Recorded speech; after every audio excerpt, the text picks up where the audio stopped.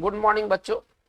आज की इस वीडियो सेशन में हम लोग कुछ इंपॉर्टेंट रूल्स की चर्चा करेंगे जो कि रॉन्गली यूज्ड वर्ड्स पर आधारित होंगे। यानी कि इसका मतलब होगा कि आज का हमारा जो वीडियो सेशन होगा इसमें आज हम लोग देखेंगे कि कैसे शब्दों का गलत प्रयोग करके कॉमन एरर पूछे जाते हैं।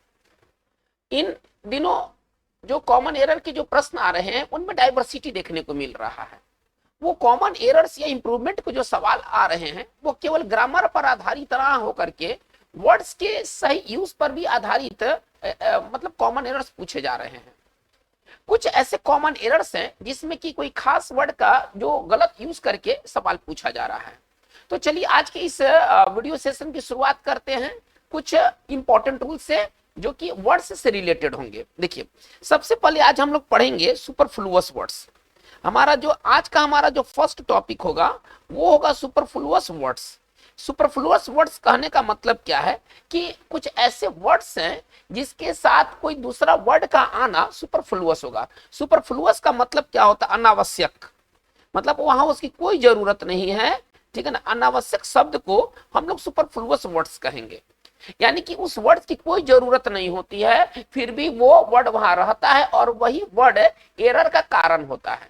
जैसे कि अगर उदाहरण के लिए मैं बात करूं, देखिए ऐसे सुपरफ्लुअस वर्ड्स काफी होते हैं लेकिन कुछ ही सुपरफ्लुअस वर्ड्स मतलब एग्जामिनेशन में पूछे जाते हैं। उनमें सबसे कॉमन जो सुपरफ्लुअस वर्ड्स है, अगर हम सुपरफ्लुअस वर्ड्स के बारे में बात करें कि कौन कौन से सुपरफ्लुअस वर्ड्स पूछे जाते हैं, तो सबसे पहले हम लोग देखते हैं कोप अप विथ। चलिए, cope up with, return back, return back. चलिए, इसके बाद आते हैं कजन ब्रदर या सिस्टर, कजन ब्रदर या सिस्टर, ठीक है। चलिए, इसके बाद हम आते हैं, हमारा जो अगला जो वर्ड है वो है ब्लंडर मिस्टेक। हमारा अगला जो है वो है ब्लंडर मिस्टेक, ठीक है। और हम एक और ले लेते हैं, इसमें आपको मिलेगा, जैसे कि अगर हमको कहना है उदाहरण के तौर पर 6 PM इवनिंग। चलिए, अब देखिए इनसे जो रिलेटेड कॉमन एरर आपको काफी देखने को मिलेंगे। इसमें हम लोगों को क्या देख रहे हैं कि कोप अप विथ में अप जो है ये सुपरफ्लुअस है, यानी कि कोप अप विथ में अप नहीं होता है। पहले आप इसको ऐसे समझे। और इससे कॉमन एरर, रिटर्न बैक से कॉमन एरर बहुत ज्यादा पूछे जाते हैं। रिटर्न बैक तो आपको ये समझिए कि ये मोस्ट कॉमन ये फ्रेज है कॉमन एरर के तौर पर। तो हम क्या देखते हैं कि कोप अप विथ में अप जो है वो अनावश्यक है, इसकी जरूरत नहीं है। रिटर्न बैक में बैक नहीं होना चाहिए, ये मतलब नहीं होना चाहिए, हम ऐसे नहीं कहेंगे, हम ऐसे कहेंगे कि बैक जो है ना सुपरफ्लुअस है। कजन ब्रदर और सिस्टर में ब्रदर और सिस्टर सुपरफ्लुअस है, मतलब अनावश्यक है, इसे हटा देना चाहिए। फिर ब्लंडर मिस्टेक में मिस्टेक नहीं होता है, केवल ब्लंडर होता है, ठीक है ना। इसके इसी तरह से 6 PM इवनिंग जैसा जो वर्ड होता है, जब PM दे ही दिया, PM का खुद मतलब इवनिंग से है, तो फिर इवनिंग लगाने की कोई आवश्यकता हमें नहीं है। चलिए, कुछ हम और देखते हैं जो कि कॉमन एरर से रिलेटेड है, सुपरफ्लुअस वर्ड्स पूछे जाते हैं, या यूं कहें कि वर्ड का गलत यूज। जैसे कि देखिए कावर्ड, हमारा अगला जो वर्ड है कावर्ड पर्सन। कावर्ड पर्सन का यूज नहीं होता है, ये कावर्ड पर्सन गलत है, कावर्ड मैन गलत है। अगर हम पर्सन के जगह पर मैन लिखते हैं तो हमारा ये भी जो है वो गलत है। इसी तरह से माइजर, माइजर पर्सन, ठीक है ना, या माइजर मैन जैसा कोई चीज नहीं होता है, ये दोनों गलत है। ये देखिए, मैं उसी सुपरफ्लुअस वर्ड्स के बारे में बात कर रहा हूं जो कि एग्जामिनेशन के लिए इंपॉर्टेंट है। वैसे सुपरफ्लुअस वर्ड्स की कमी नहीं है, लेकिन ये सभी जो सुपरफ्लुअस वर्ड्स हैं आपको अक्सर परीक्षा में पूछे जाते हैं। चलिए, इन पर आधारित हम लोग कुछ कॉमन एरर्स को देख लेते हैं, ठीक है। अगर हमको लिखना है ही returned, sorry, he returned back his home, ठीक है ना, yesterday। देखिए कॉमन एरर कैसे पूछा जाता है और उसे हमें करने के लिए क्या, उसको हल करने के लिए क्या करना चाहिए। चलिए, he returned back his home yesterday। चलिए, सारे प्रश्न पहले एक जगह हम पहले नोट कर लेते हैं, ठीक है। चलिए, she is coping up with poverty। चलिए, कॉमन एरर कैसे पूछे जाते हैं थोड़ा सा उनको देखा जाए। हमारा अगला है कि ही इनवाइटेड मी, ठीक है ना, एट है ना, 6 PM इवनिंग।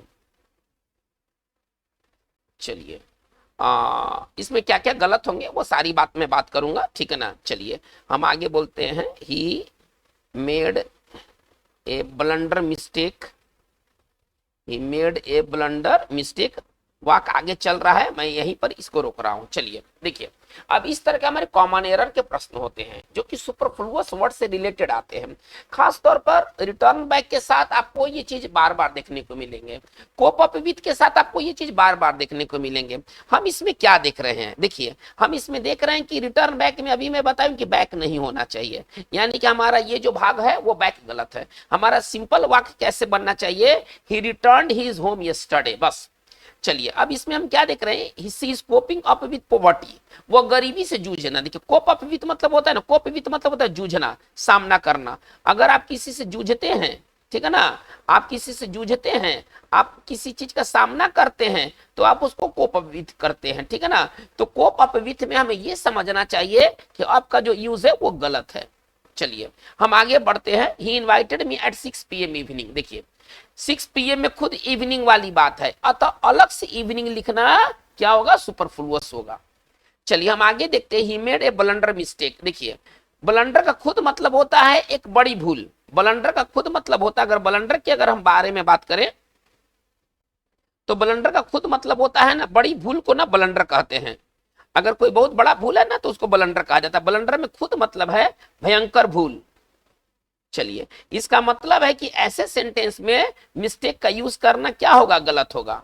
तो बच्चों ये एग्जामिनेशन दृष्टिकोण से बहुत इंपॉर्टेंट है। सुपरफ्लुअस वर्ड्स आपको मिलने वाले हैं, खासतौर पर रिटर्न बैक और क्या कहते हैं कोप अप विथ, ये अक्सर पूछे जाते हैं। चलिए हम लोग कुछ और वर्ड के गलत यूज को देखते हैं जो कि एग्जामिनेशन में अक्सर पूछे जाते हैं। चलिए देखिए अभी मैंने बात किया था माइजर क्या है। देखिए माइजर पार्ट ऑफ स्पीच में क्या है, पहले पार्ट ऑफ स्पीच में देखते हैं। एक वर्ड है माइजर, तो माइजर का मतलब होता है कंजूस, ठीक है ना। और यहाँ पर जो माइजर है ना वो पार्ट ऑफ स्पीच से नाउन है। चलिए एक अच्छा, इसका जो एडजेक्टिव होता है ना वो माइजरली होता है, इसका जो एडजेक्टिव होता है वो माइजरली होता है। हिंदी भी वही रहेगा कंजूस, लेकिन पार्ट ऑफ स्पीच का अंतर है, एक जो है वो नाउन है और एक एडजेक्टिव है, थोड़ा ध्यान दिया जाए। इसी तरह से एक वर्ड काउवार्ड, आप ऐसा समझिए काउवार्ड नाउन है तो इसका हिंदी है कायर। चलिए और इसका जो एडजेक्टिव होगा वो कावार्डली होगा, ठीक है ना, कावार्डली एडजेक्टिव हो जाएगा और इसका भी हिंदी होगा कायर। कहने का तात्पर्य क्या है कि दोनों का हिंदी एक ही है, उससे मतलब नहीं है, दोनों के कैटेगरी अलग अलग है, ठीक है ना। यहाँ माइजर का कैटेगरी नाउन है, माइजरली एडजेक्टिव है। चलिए सवाल कैसे आता है, अगर हमको कहना है कि he is a coward man, he is a coward man. चलिए थोड़ा सा देखते हैं। देखिए नाउन के पहले क्या होना चाहिए, बेसिक, पहले बेसिक रूल्स को पहले फॉलो करते हैं। नाउन के पहले कुछ बेसिक को समझते हैं। बेसिक्स रूल क्या कहता है, नाउन के पहले एडजेक्टिव होना चाहिए, थोड़ा ध्यान दीजिए, ये बेसिक रूल है। लेकिन कावर्ड क्या है, कावर्ड को नाउन कहा गया है, पहले आप ऐसे समझिए। कावर्ड क्या है, नाउन है। अच्छा मैन भी क्या है, प्लस नाउन है, तो नाउन के साथ नाउन, ये पैटर्न गलत होगा। नाउन के पहले नाउन नहीं, नाउन के पहले एडजेक्टिव होना चाहिए। चलिए अब कावर्ड का एडजेक्टिव क्या है, कावर्ड का एडजेक्टिव कावार्डली है, तो हम इसको कैसे लिखेंगे, हम ऐसे लिख सकते हैं, ही इज ए कावार्डली मैन अथवा कावार्डली पर्सन। हम इसको इस तरह से लिखना पसंद करेंगे, ठीक है। या हम इसको ऐसे भी लिख सकते हैं, सीधा सीधी नाउन रखते हैं, केवल एक ही नाउन रखते हैं, अलग से फिर मैन नहीं लगाते हैं, ऐसे भी हो जाएगा। हम ऐसे लिख सकते हैं, ही इज ए कावर्ड, बस केवल इतना भी काफी है कहने के लिए कि वो एक कायर व्यक्ति है। इसी तरह से कहना है कि वो एक कंजूस व्यक्ति है, हमको ऐसे कहना है कि वो एक कंजूस व्यक्ति है। चलिए हम ऐसे लिखेंगे, ही इज अ माइजर। देखिए ही इज अ माइजर मैन जो होगा हमारा रॉन्ग सेंटेंस होगा, पहले आप इसको समझिए। ही इज अ माइजर मैन एक रॉन्ग सेंटेंस होगा। होना क्या चाहिए, नाउन के पहले, नाउन का जो यूज होता है ना वो नहीं होना चाहिए सर, ये तो रॉन्ग है। नाउन के पहले क्या होना चाहिए, नाउन के पहले एडजेक्टिव होना चाहिए। तो चलिए माइजर तो नाउन है, आपको एडजेक्टिव में कन्वर्ट करना होगा। तो जब आप एडजेक्टिव में कन्वर्ट करना चाहते हैं तो आप क्या लिखेंगे, he is a miserly man, नहीं he is a miserly man. चलिए तो बच्चों इससे रिलेटेड आपको काफी प्रश्न देखने को मिलेंगे। चलिए अब हम लोग कुछ और भी रॉन्ग यूज पढ़ते हैं वर्ड्स का। कि किस किस तरह से और सवाल पूछे जाते हैं। चलिए सबसे पहले अब हम लोग कुछ वर्ड्स के बारे में बात करेंगे, ठीक है ना। चलिए हमारा आज का जो नेक्स्ट जो टॉपिक है कि कुछ वर्ड का गलत यूज। जैसे देखिए एक वर्ड है एसेंट, एग्जामिनेशन में जो पूछता है, और एक वर्ड है एसेंट। इन दोनों से रिलेटेड आपको सवाल आपको देखने को मिलेंगे। पहले एसेंट और एसेंट में पहले अंतर समझते हैं। देखिए पार्ट ऑफ स्पीच से दोनों क्या है, दोनों नाउन है। पार्ट ऑफ स्पीच से दोनों जो है ना वो दोनों नाउन है। एसेंट का मतलब होता है सहमति, एसेंट का मतलब होता है सहमति, और इस एसेंट का मतलब होता है पर्वत पर चढ़ाई, है ना। चढ़ाई को ना हम लोग जब पहाड़ पर चढ़ते हैं ना तो उस चढ़ाई को ना एसेंट कहते हैं। अब इससे रिलेटेड कुछ कॉमन एरर देख लेते हैं। जरूरत होगा इसका, दे देगा ये, जरूरत होगा इसका, दे देगा ये। तो आपको समझना होगा कि कहां किसकी जरूरत है। जैसे कि आप ये वाक्य देखिए तो हम लिख सकते हैं द प्रेसिडेंट, ठीक है ना, the president granted his assent to the bill. चलिए इसका हिंदी पहले निकालते हैं कि इसका हिंदी क्या होगा। राष्ट्रपति ने बिल को, है ना, विधेयक को अपनी क्या सहमति का ना सेंस है, सहमति का सेंस होना चाहिए नहीं, लेकिन यहाँ बात क्या कर रहा है, ऊंचाई का बात कर रहा है, चढ़ाई का बात कर रहा है। यहाँ पर चढ़ाई का सर यूज गलत है, यहाँ पर चढ़ाई का जो यूज है ना वो गलत है। यहाँ पर होना क्या चाहिए, यहाँ पर होना चाहिए सहमति का, कि राष्ट्रपति ने बिल को अपनी सहमति प्रदान की। तो यहाँ पर इस देखिए यही इसी तरह से कॉमन एरर पूछे जाते हैं। अब आपका आंख बहुत तेज होना चाहिए, ठीक है ना, आंख बहुत तेज होना चाहिए, आपको समझ में आना चाहिए कि वहां जरूरत किस चीज की है। तो यहाँ पर जरूरत है सहमति की, लेकिन अंग्रेजी किसका दिया हुआ है, वर्ड दिया हुआ है चढ़ाई की। तो यहाँ पर होना क्या चाहिए, यहाँ पर एसेंट के जगह पर हमारा होना चाहिए एसेंट होना चाहिए। कुछ और हम इस तरह से कुछ बातों को देखते हैं। चलिए अब हमारा अगला वर्ड है इकोनॉमिकल। बहुत ही से सवाल आते हैं, इकोनॉमिकल और एक होता है इकोनॉमिक। चलिए इकोनॉमिकल का मतलब क्या होता है और इकोनॉमिक का मतलब क्या होता है, पहले इनका मतलब को समझते हैं। देखिए इकोनॉमिकल का मतलब क्या होता है, सस्ता, किफायती। यदि कोई चीज अगर इकोनॉमिकल है तो वो महंगा नहीं है। और इकोनॉमिक, ये दोनों पार्ट ऑफ स्पीच से एडजेक्टिव हैं, आप ऐसे समझ ले, कैटेगरी की जानकारी होनी चाहिए। और इकोनॉमिक का मतलब होता है आर्थिक। चलिए अब इससे थोड़ा सा रिलेटेड कॉमन एरर देखते हैं, कैसे सवाल पूछता है। चलिए सवाल को देखते हैं। The economical condition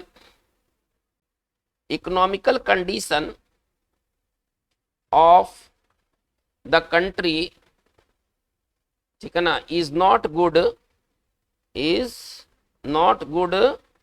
and it is not improving, ठीक है ना, इन द नियर फ्यूचर। चलिए करे क्या कि the economical condition of the country is not good. Hindi क्या निकलना चाहिए, पहले अभी हिंदी रूपांतरण पर आते हैं तो बात समझ में आएगा। The economical condition of the country is not good, Hindi ये निकलना चाहिए कि देश की आर्थिक स्थिति अच्छी नहीं है। And it is not improving in the, चलिए इतना भाग को हम हटा देते हैं तो ज्यादा अच्छा होगा, है ना, ये लाइन बहुत कम्बरसम हो जाएगा, ठीक है ना, हटा देते हैं तो ये ज्यादा बेहतर होगा। चलिए बात को यहीं तक समझ लिया जाए तो हमें पूरी तरह बात समझ में आ जाएगा। ओके चलिए देखिए अब हम बात करते हैं कि जो देश की जो आर्थिक स्थिति है वो अच्छी नहीं है। यहाँ सेंस ये होना चाहिए, तो इकोनॉमिकल का तो अर्थ सस्ता होता है, किफायती होता है। यहाँ होना क्या चाहिए, यहाँ इकोनॉमिक होना चाहिए। यानी कि अभी हमारा सेंटेंस क्या है, अभी हमारा सेंटेंस रॉन्ग सेंटेंस है। हमारा करेक्ट सेंटेंस कैसे होना चाहिए, हमारा करेक्ट सेंटेंस ऐसे होना चाहिए, द इकोनॉमिक नहीं, यहाँ पर जरूरत आर्थिक का है। The economic condition of the country is not good, हमारा मतलब करेक्शन ऐसे होना चाहिए। तो इकोनॉमिक और इकोनॉमिकल से आपको काफी कॉमन एरर, बारंबार कॉमन एरर मिलेंगे, ठीक है। चलिए हम आगे बात को देखते हैं और किस किस तरह के वर्ड आते हैं, मतलब उनके गलत यूज को लेकर के। चलिए देखिए एक वर्ड है बहुत इंपॉर्टेंट, टॉप क्लास का वर्ड है परसिक्यूट। एक वर्ड है परसिक्यूट और एक वर्ड है प्रोसिक्यूट और एक वर्ड है प्रोसिक्यूट। चलिए पहले हम ये देखते हैं कि प्रोसिक्यूट का मतलब क्या होता है, प्रोसिक्यूट का मतलब क्या होता है। इससे रिलेटेड कॉमन एरर्स आपको मिलना ही मिलना है। देखिए प्रोसिक्यूट का मतलब क्या होता है, सताना, अत्याचार करना, तंग करना, आप उसको जो कह ले। तो इसका सिंपल अगर हिंदी कहें तो सताना। अगर आप किसी को प्रोसिक्यूट करते हैं, आप उसको सताते हैं, ठीक है ना। अब प्रोसिक्यूट का मतलब क्या होता है? कानूनी कार्रवाई करना, एक तरह से मुकदमा कर देना, कानूनी कार्रवाई करना। किसी को कोर्ट में घसीटने को प्रोसिक्यूट कहते हैं, कानूनी कार्रवाई करना। अब देखिए, जरूरत होगा इसका, जरूरत होगा इसका, और वाक्य में आपको वर्ड मिलेगा ये, तो समझ में आना चाहिए कि जरूरत आपको किस वर्ड की है। जैसे कि आप इस वाक्य को देखें, कैसे लिखेंगे? नॉन मुस्लिम्स, नॉन मुस्लिम्स, ठीक है ना, आर बीइंग प्रोसिक्यूटेड, ठीक है ना, प्रोसिक्यूटेड इन पाकिस्तान। चलिए, एक वाक्य है, कह रहे क्या कि जो मुस्लिम नहीं है, जो गैर मुस्लिम है, पाकिस्तान में उनको क्या किया जा रहा है? उन पर अत्याचार किया जा रहा है, उनको सताया जा रहा है, उनको तंग किया जा रहा है। देखिए, बात जो है ना वो तंग करने सताने का है, लेकिन यहाँ यहाँ अर्थ क्या दे दिया है? मुकदमा करना। यहाँ कानूनी कार्रवाई करने का कोई सेंस नहीं है, ठीक है ना। पाकिस्तान में हिंदुओं को, सिख को, क्रिश्चियन को, जो नॉन मुस्लिम्स हैं, उनको सताया जा रहा है, तो कानूनी कार्रवाई करने का यहाँ कोई सेंस नहीं है। यही हमें पढ़ना है, रॉन्गली यूज्ड वर्ड्स, ठीक है ना, यही हमें पढ़ाई करना है, रॉन्गली यूज्ड वर्ड्स। तो इसका मतलब है कि यहाँ पर प्रोसिक्यूट नहीं होना चाहिए सर, क्या होना चाहिए? परसिक्यूट। हमारा सही जो आंसर बनेगा वो प्रोसिक्यूटेड, बिंग के कारण क्या हो जाएगा? इसमें डी लग जाएगा, तो हमारा शुद्ध लाइन कैसे बनेगा? Non Muslims are being prosecuted in Pakistan. चलिए, तो बहुत इंपॉर्टेंट है। और प्रोसिक्यूट का मतलब क्या होता है? अगर आप किसी को प्रोसिक्यूट करते हैं, जैसे कि एक उदाहरण ले लेते हैं, है ना, रेकलेस ड्राइवर्स, रेकलेस ड्राइवर्स जो लापरवाह तरीके से गाड़ी चलाते हैं, आर बीइंग, है ना, प्रोसिक्यूटेड, आर बीइंग प्रोसिक्यूटेड। अब उनको क्या किया जा रहा है? उन पर कानूनी कार्रवाई की जा रही है। जो लापरवाह तरीके से गाड़ी चलाते हैं, है ना, अब उन पर कानूनी कार्रवाई की जा रही है। ये वाक्य हमारा ठीक है। इसमें जो प्रोसिक्यूट का जो यूज हुआ है ना, एकदम 16 आना हमारा एकदम सही है। तो बच्चों, ये प्रोसिक्यूट और प्रोसिक्यूट से आपको काफी कॉमन एरर देखने को मिलेंगे। चलिए, कुछ हम और देखते हैं जिससे कि कॉमन एरर पूछे जाते हैं। हमारा आज का वीडियो सेशन का मेन लक्ष्य क्या है ना? दो वर्ड के बीच के अंतर को समझाना, बताना कि उनके बीच कॉमन एरर कैसे पूछे जाते हैं। जैसे कि आप इस वर्ड को देखें, बहुत इंपॉर्टेंट वर्ड है, इलिसिट। अब हम आगे बढ़ते हैं, हमारा जो नेक्स्ट है ना वह इलिसिट। एक वर्ड इलिसिट और एक वर्ड इलिसिट। चलिए, इन दोनों वर्ड को पहले देखते हैं। देखिए, इलिसिट का मतलब क्या होता है? अगर सिंपल अगर हिंदी के बारे में बात करें तो इलिसिट का मतलब होता है गैर कानूनी। यदि आप कोई काम करते हैं और वह कानूनी, यदि गैर कानूनी है, गलत है, तो आप इलिसिट वर्क करते हैं।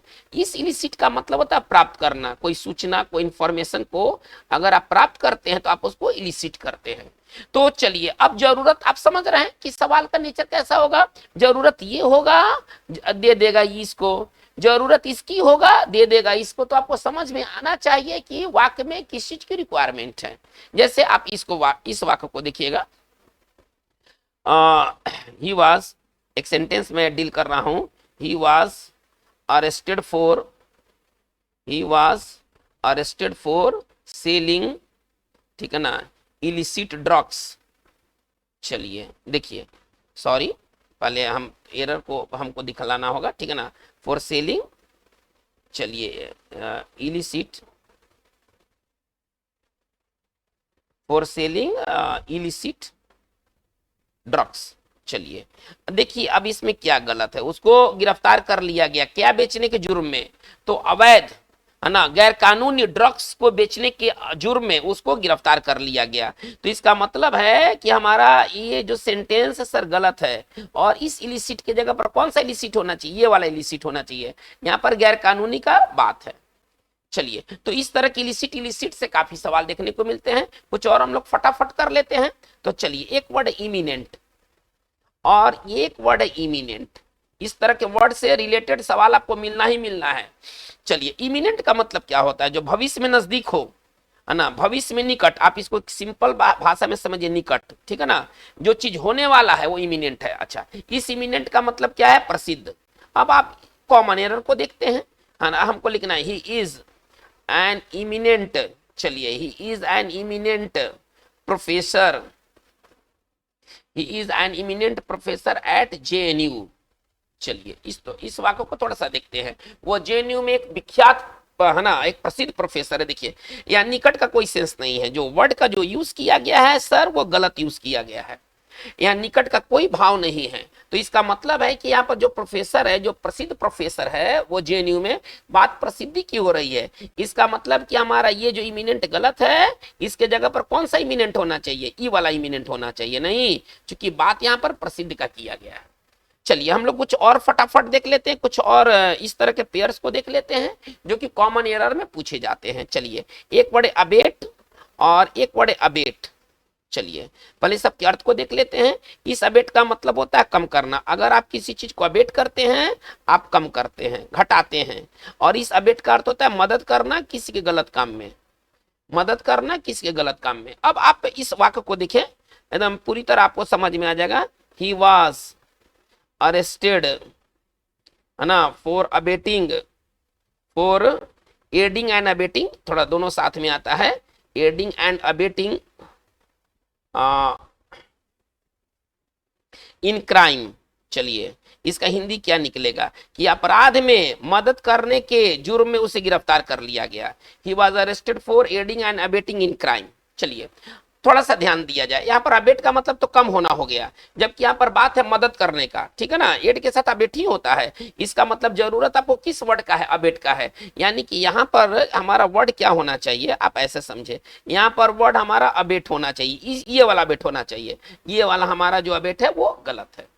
तो बच्चों ये इस तरह से कॉमन एरर में बहुत सारे क्वेश्चंस होते हैं जो कि किसी वर्ड के गलत यूज पर क्वेश्चन आधारित होते हैं, और इनको हल करने के लिए वर्ड पर पकड़ अच्छा होना चाहिए।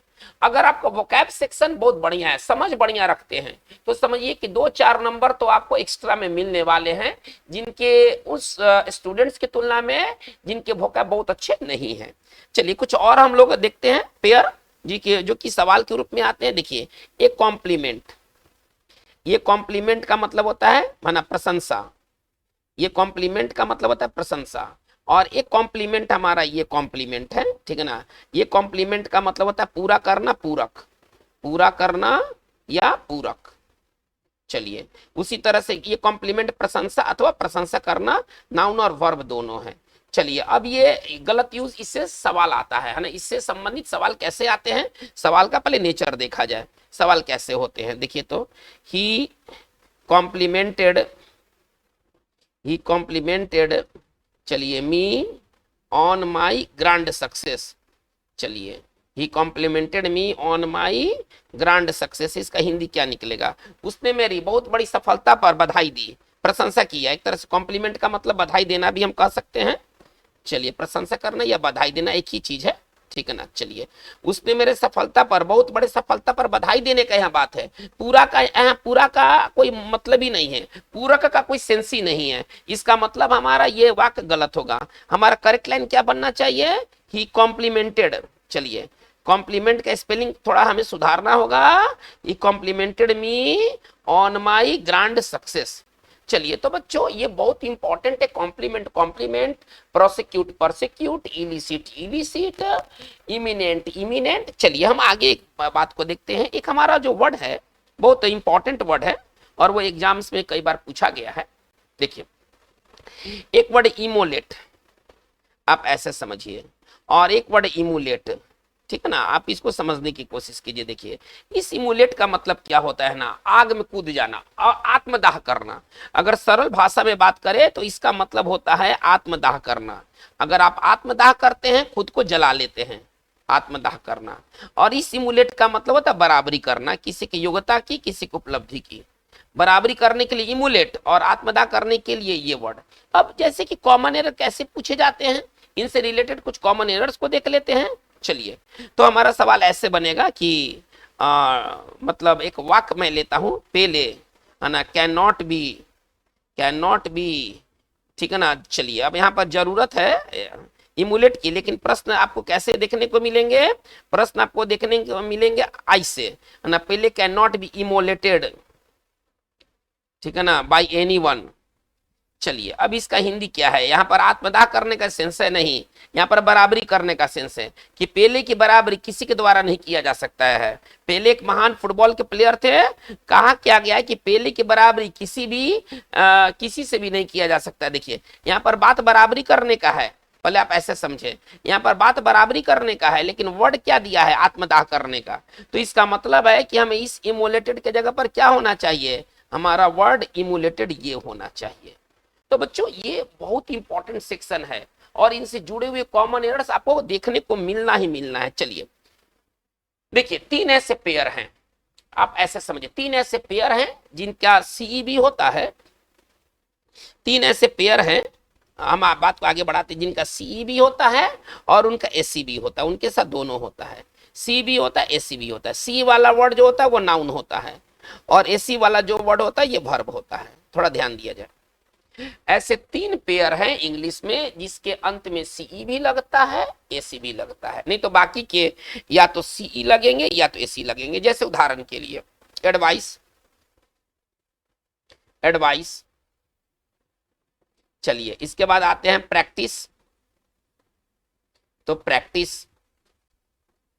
चलिए इसके बाद आता हूं डिवाइस और ये डिवाइस। देखिए ये 3 पेयर क्या है, इसके अंत में सी भी है। एडवाइस वाले वर्ड में सी भी होता है एसी भी होता है, प्रैक्टिस वाले वर्ड में सी भी होता है एसी भी होता है, डिवाइस वाले वर्ड में सी भी होता है एसी होता है। अब ये जो सी वाले हैं ना ये सारे के सारे नाउन होंगे, सी वाले जितने भी वर्ड है ना ये सभी के सभी नाउन होंगे। थोड़ा ध्यान दिया जाए मैं आपको क्या बताना चाहता हूं। और एसी वाले जो वर्ड है ना ये सारे के सारे जो वर्ड है ये वर्ब वर्ड है। चलिए अब जरूरत है आपको वर्ब का और दे देगा नाउन, जरूरत है नाउन का दे देगा वर्ब। तो आपको समझना चाहिए कि यहाँ जरूरत किस वर्ड का है। जैसे कि आप इस सेंटेंस को देखें, चलिए कह रहा है क्या, वी प्रैक्टिस्ड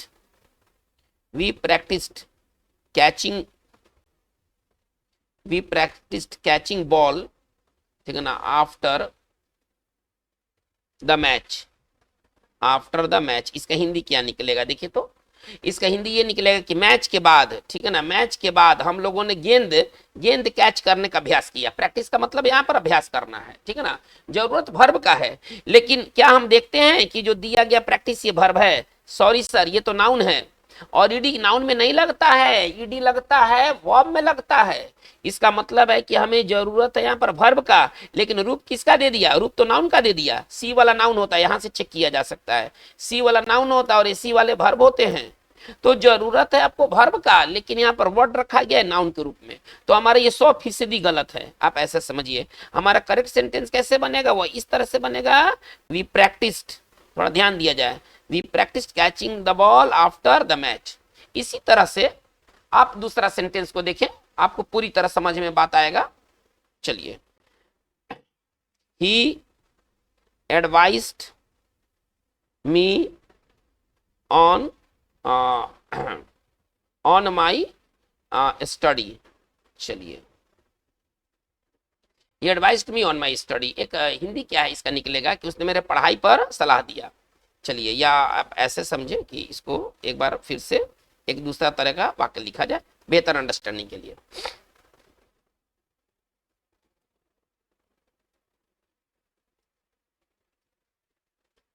द डॉक्टर, एक बढ़िया एग्जाम्पल देता हूं, the doctor advised him to take medicine on time. चलिए, अब हम ये सेंटेंस का पहले नेचर देखते हैं कि सेंटेंस का नेचर क्या है। चलिए, डॉक्टर ने उसे सही समय पर, है ना, दवा खाने का सलाह दिया, एडवाइस किया उसको। देखिए यहाँ पर एडवाइस का इस्तेमाल वर्ब के रूप में होना चाहिए, लेकिन दिया क्या है, नाउन के रूप में। सी वाला जो होता है नाउन होता है, ईडी किस में लगना चाहिए, ईडी वर्ब में लगना चाहिए। अभी तो हमारा ये गलत है, जरूरत है आपको एसी वाला एडवाइस की, सलाह देना। देखिए नाउन में हिंदी क्या निकलेगा, नाउन में हिंदी निकलेगा सलाह, और यही जब वर्ब हो जाएगा तो इसका वर्ब क्या निकलेगा, सलाह देना। तो यहाँ पर जरूरत किस बात की है, जरूरत है सलाह देने की, सलाह की नहीं, जरूरत है सलाह देने की। इसका मतलब है कि हमारा वाक्य किस प्रकार होना चाहिए, द डॉक्टर, ठीक है ना, एडवाइज्ड हिम, ठीक है ना, to take medicine on time. हमारा सेंटेंस ये सही सेंटेंस है। हमेशा इस सेंटेंस को ट्रेस करना होगा। जरूरत है यहाँ पर वर्ब की, लेकिन रूप क्या रख दिया है नाउन का। तो इस तरह के कॉमन एरर आपको बारंबार मिलने वाले हैं। चलिए, तो ये तीन हम लोगों ने अभी क्या रूल सीखा। सबसे पहले आज के वीडियो सेशन में हम लोगों ने सीखा कि वर्ड्स का सुपरफ्लुअस यूज। कुछ ऐसे वर्ड्स हैं जिनके साथ किसी वर्ड का आ जाना सुपरफ्लुअस उसको बना देता है। जैसे कजन ब्रदर में हम कह सकते हैं राम इज माई कजन। हम ये नहीं कहेंगे अगर हम कहते हैं राम इज माई, एक उदाहरण लेता हूं, Ram is my cousin brother. अगर हम ऐसे लिखते हैं कि राम मेरा एक चचेरा भाई है, ठीक है ना, तो हमारा ये जो सर ये खंड होगा ना, ये खंड हमारा पूरी तरह से गलत होगा। इसमें ब्रदर जो है ना फालतू है, कजन का खुद मतलब होता है चचेरा भाई बहन, हम केवल ब्रदर को हटा दे, लाइन हमारा सही है, राम इज माई कजन। इसी तरह से हम लोगों ने दूसरा चीज क्या सीखा, दूसरा चीज सीखा कि वर्ड का गलत यूज। वर्ड का गलत यूज कैसे होता है, हम लोगों ने देखा इमिनेंट इमिनेंट, हम लोगों ने देखा practice practice, advice advice, device device, ठीक है ना। तो ये सारे हम लोगों ने देखा कि कैसे वर्ड का गलत इस्तेमाल होता है। चलिए एक पेयर अभी मैं आपको और दिखलाता हूं, और उससे भी सेंटेंस आपको एरर के रूप में काफी मिलेंगे। चलिए देखते हैं वो कौन कौन से, अभी और कुछ पेयर्स बाकी रह गए हैं, थोड़ा उन पेयर को भी देख लेते हैं। चलिए, एक पेयर है प्रिंसिपल। देखिए ये जो प्रिंसिपल है, ये प्रिंसिपल मतलब होता है प्रधान, ठीक है ना। प्रिंसिपल एडजेक्टिव है, ये प्रिंसिपल का अर्थ होता है प्रधान, मुख्य, आप ऐसे समझिए। और एक प्रिंसिपल हमारा ये है प्रिंसिपल, ठीक है ना, ये प्रिंसिपल नाउन है, इसका मतलब होता है सिद्धांत। चलिए, तो जरूरत है आपको सिद्धांत का, और अंग्रेजी लिखेगा प्रधान वाला। जैसे कि आप इस वाक्य को देखिए तो गांधी जी, ठीक है ना, was a man of principle. देखिए अब यहां से आपको समझना होगा कि क्या गलत और क्या सही है। इसमें जो प्रिंसिपल का जो यूज किया गया है ना, ये तो प्रधान वाला, लेकिन यहाँ कह रहा है क्या कि गांधी जी एक सिद्धांत वाले आदमी थे, यानी कि यहाँ पर प्रिंसिपल का जो यूज है वो गलत है। यहाँ पर होना क्या चाहिए, यहाँ पर होना चाहिए प्रिंसिपल, PLE होना चाहिए। तो बच्चों आज का हमारा ये वीडियो सेशन इतना ही रहा। आज हम लोगों ने देखा कि कैसे किसी वर्ड का गलत यूज होता है और उससे कैसे सवाल पूछा जाता है। लेकिन यह आगे का ये सिलसिला आपका वीडियो का जारी रहेगा। आप इससे जुड़े रहें, यूएस वर्चुअल चैनल से आप जुड़े रहें। अगर आप नए हैं और आपने सब्सक्राइब नहीं किया है तो प्लीज आप इसे फौरन सब्सक्राइब कर ले। चलिए, थैंक यू वेरी मच।